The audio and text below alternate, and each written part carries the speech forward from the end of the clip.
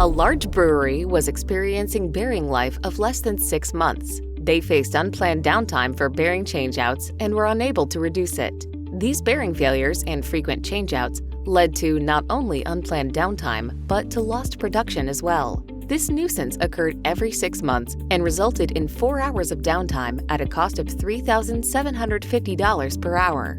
Our engineering team evaluated the failed bearings and determined the bearings were failing due to excessive lubrication leakage and bearing corrosion. An IP69K certified Sealmaster PN Gold mounted ball bearing was the recommended solution. This bearing features a 316 passivated stainless housing, high-performance triple lip seal, and the optional squeeze lock concentric locking. The Sealmaster bearings are still in operation after 18 months with no sign of failure.